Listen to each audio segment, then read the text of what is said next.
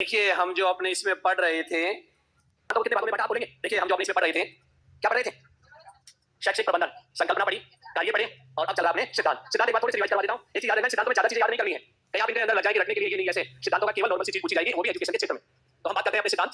सिद्धांत कहते किसे हैं अभी कि आप इन बातों की पालना करोगे तो आप देखिए एक सफल प्रबंधनकर्ता बन जाओगे। और इसके अंदर देखिए हम सिद्धांतों को कितने भागों में बटा आप बोलेंगे। तीन कौन कौन से? दूसरा दूसरा और तीसरा आधुनिक। अच्छा इन्होंने किस पर बल दिया? इन्होंने दिया था भौतिक संसाधनों पर। इन्होंने किस पर बल दिया? मानव संसाधन। यहां कितने सिद्धांत बताए मैंने? पहला सिद्धांत एसएमटी, साइंटिफिक मैनेजमेंट थ्योरी। जन्मदाता पूरा नाम बताओ। Frederick Winslow Taylor. दूसरा देखिए यहां पर प्रक्रिया का सिद्धांत किसने दिया? हेनरी। इनकी दो चीजें थी, एक तो 14 सिद्धांत और एक 5 का तो POCCC। फिर उसके बाद तीसरा देखिए नौकरशाही। नौकरशाही का दूसरा नाम और बताया था मैंने, तानाशाह। क्यों कहा गया? क्योंकि वो नौकरशाही को क्या बनाना चाहते थे, यहां पर एक तरह से शक्ति देना चाहते थे, इसलिए उससे क्या दिए? तानाशाही। कौन थे यहां पर? जर्मन विद्वान मैक्स। और यहां हम बात कर रहे थे मानव की। मानव की दो चीजें, एक तो संबंध, एक व्यक्ति से दूसरे व्यक्ति के बीच में, कर्मचारियों के बीच में, कर्मचारी और प्रबंधनकर्ता के बीच में संबंध की बात। यहां एक प्रयोग किया गया था जॉर्ज एल्टन मेयो द्वारा। क्या नाम था? क्या नाम था? ऑर्थॉन। और एक प्रयोग ने कितने? 4 प्रयोग किए थे और उसके आधार पर सिद्ध करके बताया मानव संबंध पहले है, फिर आता है उसके बाद व्यवहार, फिर क्या आता है? व्यवहार। तो कहां तक हो गया था अपना, मुझे दिखा दीजिए। अच्छा मानव संबंध हो गए थे, लिखो इसके बाद भी व्यवहारवादी सिद्धांत। पहले समझ लीजिए फिर लिखवा दूंगा मैं आपको। व्यवहारवादी विचारधारा में देखिए क्या कहा कि मानव के साथ जो संबंध है वो संबंध की अपेक्षा व्यवहार को प्राथमिकता दी जानी चाहिए। इन्होंने संबंध के बजाय किसको प्राथमिकता दी? व्यवहार। जो प्रबंधनकर्ता और कर्मचारियों के बीच में जो व्यवहार होता है उसको प्राथमिकता दी। और इस व्यवहार के ऊपर जो धारणा देने वाले थे देखिए चेस्टर बर्नार्ड। चेस्टर बर्नार्ड इन्हें देखिए व्यवहारवादी विचारधारा का जनक माना जाता है। क्या माना जाता है? जनक माना जाता है। किसको? Chester Barnard. दूसरा और देखिए हर्बर्ट साइमन। साइमन इनको देखिए इसी विचारधारा को डेवलप करने का जनक माना जाता है। इसका व्यवस्थित विकास इन्होंने किया, व्यवस्थित विकास इस विचारधारा का।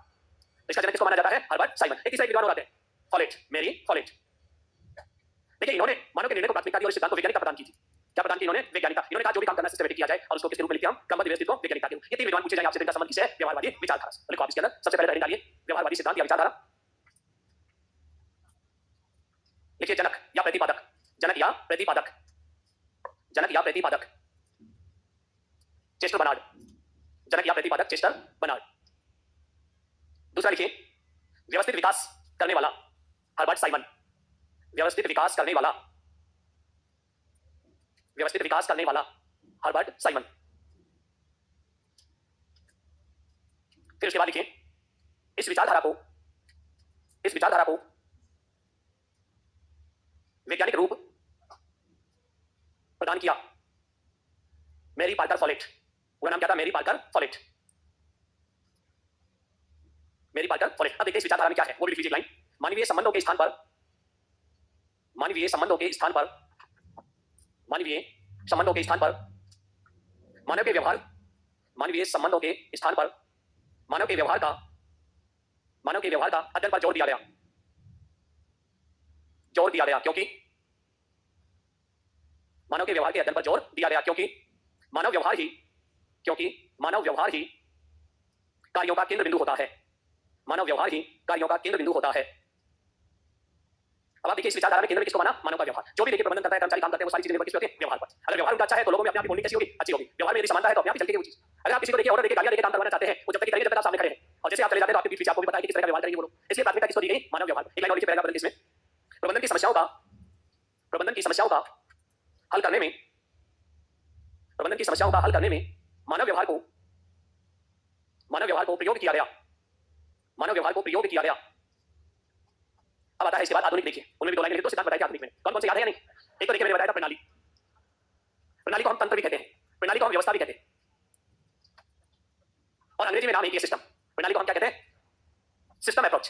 क्योंकि यहां मैं तो किसको दिया गया? एक प्रणाली को एक तंत्र। जैसे एक घड़ी क्या है? एक प्रणाली है। अगर इसके भागों को अलग अलग कर दिया जाए तो वो उसके क्या कहलाएंगे? उपविभाग। हमारा शरीर क्या है? एक प्रणाली है। इसके पार्ट अलग अलग कर दिए जाए तो वो सब क्या कहलाते हैं? अलग अलग तंत्र कहलाते हैं। और तंत्रों को भी छोटा कर दिया जाए तो उसके अंग बन जाते हैं, देखिए छोटे छोटे। पढ़ते नहीं पढ़ते? श्वसन तंत्र, उत्सर्जन तंत्र, इसी तरह तंत्रिका तंत्र। तो इन सब चीजों से मिलाकर छोटी छोटी इकाइयों से मिलाकर क्या बनाई जाती है? प्रणाली बनाई जाती है, तंत्र बनाया जाता है। और तंत्र में तीन चीजें होती है इसके अंदर। एक होता है इनपुट, एक होता है प्रोसेस और एक होता है आउटपुट। ये तीन चीजें हैं देखिए।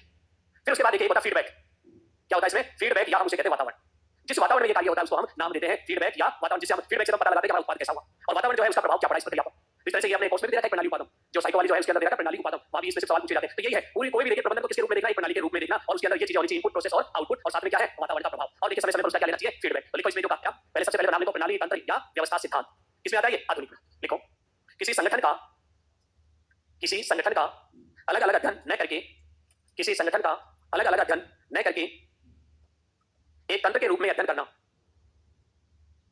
एक तंत्र के रूप में अध्ययन करना, तो इसका मूल क्या है कि आप अलग अलग पार्टों का अध्ययन करके कैसे करो, एक साथ अध्ययन करना। तो लिखिए इसके अंदर प्रणाली उपागम के अंग, और ये इसमें ये डायग्राम बना लो, इनपुट प्रोसेस और आउटपुट। इस प्रक्रिया में जो माना गया है इनपुट, इनमें क्या कहते हैं इनपुट को? अदा, बिल्कुल सही है। और प्रोसेस को क्या कहते हैं? प्रक्रिया। और आउटपुट को पता है निर्गत, ये आगत ये निर्गत, ये अदा ये पदा, और बीच में क्या है? प्रक्रिया। बाकी क्या बचा हमारे पास? फीडबैक। इंग्लिश हाँ जी हाँ जी। उपागम का मतलब देखिए अलग अलग दृष्टिकोण से लिया जाता है। यहाँ जो लिया जा रहा है एक दृष्टिकोण है प्रबंधन करने की पहुंच। शिक्षण में लेते हैं तो शिक्षण कराने का तरीका। तो उपागम जो शब्द है एग्जैक्ट अर्थ होता है इसका पहुंच। अब लक्ष्य की ओर पहुंचने का तरीका क्या कहलाता है? उपागम। हाँ जी हाँ जी।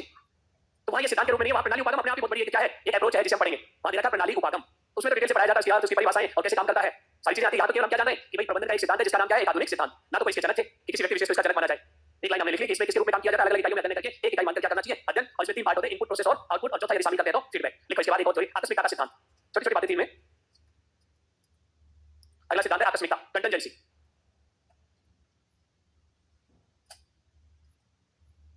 आकस्मिकता का सिद्धांत, कंटिजेंसी थ्योरी। इन्होंने बहुत अच्छी बात कही। एक सिद्धांत सभी परिस्थितियों के लिए उपयुक्त नहीं होता, हर परिस्थिति के लिए देखिए हर विचारधारा बदलती जाती है समय के अनुसार। बात बिल्कुल सही है। उसी बात को इसमें कहा, लिखो इसके बारे में जो विचार है, प्रबंधन करने की, इसमें लाइन लिखो, प्रबंधन करने की कोई श्रेष्ठ विधि नहीं है। There is no best way to manage. प्रबंधन करने की कोई श्रेष्ठ विधि नहीं है। सब कुछ परिस्थितियों पर, सब कुछ परिस्थितियों पर निर्भर करता है। सब कुछ परिस्थितियों पर निर्भर करता है। अतः प्रचलित परिस्थितियों के अनुरूप ही,